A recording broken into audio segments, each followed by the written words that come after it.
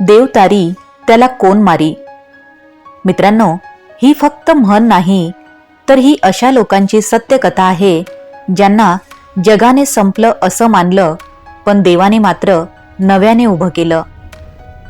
आज मी तुम्हाला अशी एक कथा सांगणार आहे जी ऐकल्यानंतर कदाचित संकटाकडे पाहण्याचा तुमचा दृष्टिकोन कायमचा बदलेल.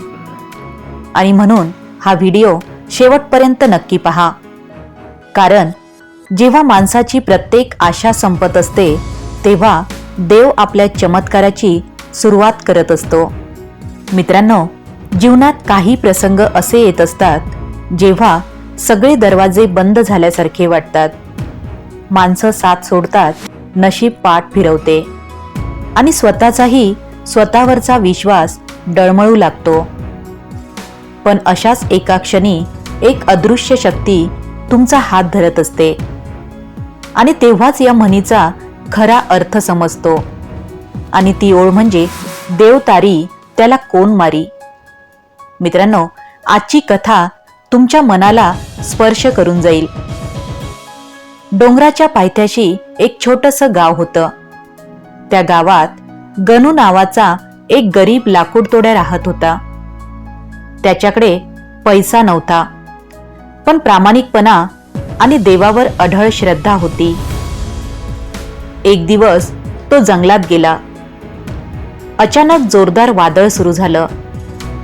विजांचा कडकडाट, मुसळधार पाऊस आणि प्रचंड वारा. गणूला वाटलं, आज माझा शेवटचा दिवस आहे. तो एका मोठ्या खडकामागे बसला आणि डोळे मिटून फक्त एकच प्रार्थना केली, आणि ती म्हणजे, देवा, माझं रक्षण कर. मित्रांनो, काही क्षणातच एक प्रचंड झाड कोसळलं. जर गणू जिथे उभा होता तिथेच राहिला असता तर त्या झाडाखाली दबून त्याचा जीव गेला असता. वादळ थांबल्यावर तो उठला आणि त्याच्या लक्षात आलं, ज्या खडकामागे तो बसला होता त्यानेच त्याचा जीव वाचवला होता. मित्रांनो, गणूच्या डोळ्यात पाणी आलं.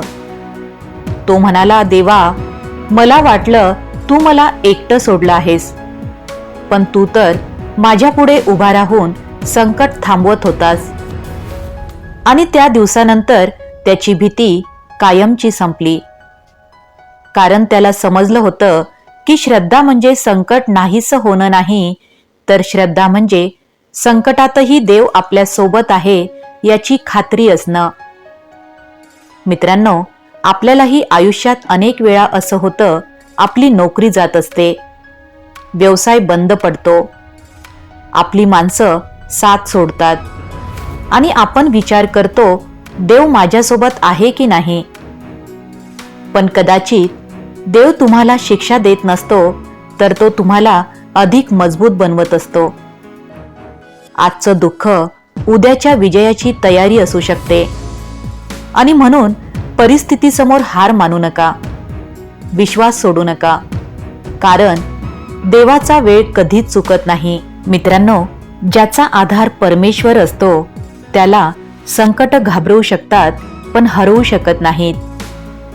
वादळाची ताकद झाड मोडू शकते, पण देवावरचा विश्वास नाही. जग दार बंद करत असतं, देव दिशा उघडत असतो. संकटाचा आवाज मोठा असतो, पण देवाची कृपा त्याहून अधिक मोठी असते. आणि जेव्हा तुमच्याकडे काहीच उरत नाही, तेव्हा लक्षात ठेवा, देव अजूनही तुमच्या सोबत असतो.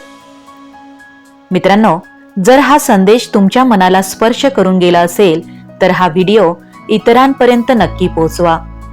कदाचित तुमच्या एका शेअरमुळे एखाद्याचा हरवलेला विश्वास पुन्हा जागा होईल. श्री स्वामी समर्थ. जय जय स्वामी समर्थ.